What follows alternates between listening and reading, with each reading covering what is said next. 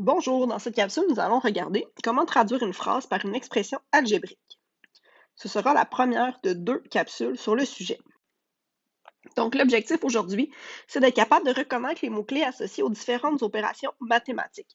Donc, on va regarder plusieurs phrases et l'objectif sera donc de trouver l'opération mathématique qui s'y cache. Puis, à la fin de la capsule, on va faire un résumé de tous les mots importants à reconnaître. Regardons le premier exemple. Donc, un certain nombre augmenté de 3.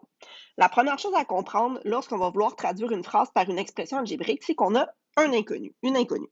Dans ce cas-ci, notre inconnu, c'est le certain nombre. Donc, c'est un nombre qu'on ne connaît pas.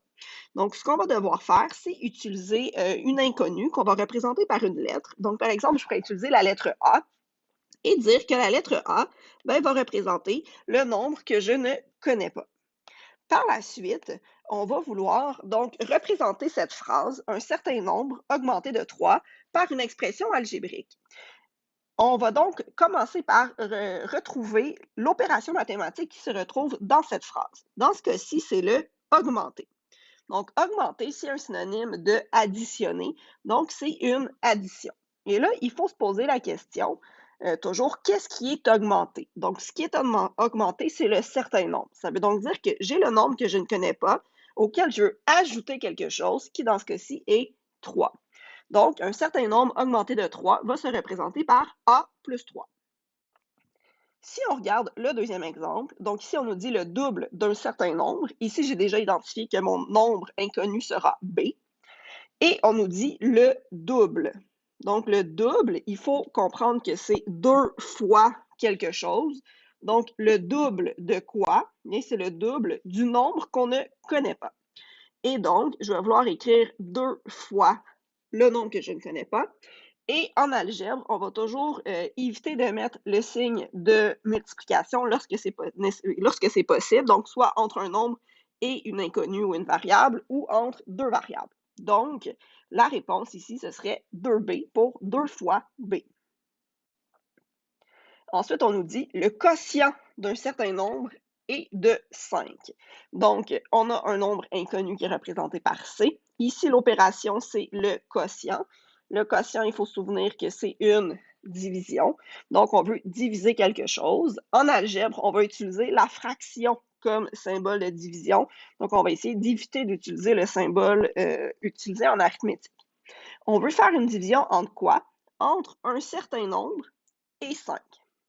Donc, dans ce cas-ci, c'est important de comprendre que l'ordre dans lequel les informations sont données sont importantes. Donc, le certain nombre, ça va être le premier nombre, donc dans ce cas-ci, C.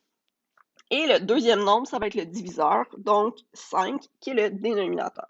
Donc, le quotient d'un certain nombre est de 5, mais c'est C divisé par 5, et on va l'écrire sous forme de fraction.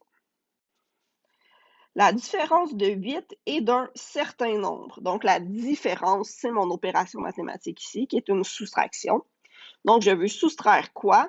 8 et le certain nombre. Encore une fois, comme pour la division, pour la différence, c'est important, les informations vont être écrites dans l'ordre d'apparition. Donc, ici, je vais faire 8 moins le certain nombre que j'ai représenté par D. On nous dit ensuite, le produit d'un certain nombre est de 9. Donc ici, mon opération, c'est le produit, qui est une multiplication, d'un certain nombre. Donc, le certain nombre, c'est mon inconnu, et de 9. Donc, on aurait tendance à vouloir écrire E fois 9. Par contre, lorsqu'on est en algèbre, on va prendre l'habitude de toujours écrire les nombres en premier. Donc, on va écrire 9 fois E. Et on a vu précédemment qu'on n'a pas besoin de mettre le symbole de multiplication. Donc, ma réponse finale, ce serait 9e pour 9 fois la valeur du nombre inconnu. On nous dit 2 de moins qu'un certain nombre. Donc là, ça, c'est une phrase qui est un peu un piège parce qu'on veut 2 de moins. Donc, de moins, on sait que c'est une soustraction. Et là, ce qu'on nous dit, c'est que je veux 2 de moins. Donc, qu'est-ce que je veux de moins? C'est le 2. Donc, le 2, je veux soustraire. Donc, ce n'est pas dans l'ordre d'apparition qu'on va écrire ici notre expression algébrique. Donc, je veux enlever 2 à quelque chose. Et ce quelque chose-là, mais c'est le nombre que je ne connais pas. Donc, je vais vouloir faire f moins 2. Donc, le nombre que je ne connais pas, je veux lui enlever 2. Donc, pour la division et la soustraction, c'est vraiment important de se questionner qu'est-ce qu'on veut enlever et à quoi est-ce qu'on veut l'enlever. Donc, ici, 2 de moins, ça veut dire enlever 2 à quelque chose. Donc, je veux faire moins 2 au nombre qu'on ne connaît pas, qui est f. Donc, f moins 2. 4 fois moins qu'un certain nombre. Donc ici, c'est un peu la même chose. Là, il faut faire attention. On aurait tendance à prendre juste le moins. Par contre, le moins, il vient ici avec le fois moins. Donc, le moins va toujours venir soit avec un fois ou un de. Fois moins, ben, fois moins, c'est le contraire de fois plus. Donc, fois moins, c'est une division. On dit 4 fois moins qu'un certain nombre. Donc, je veux diviser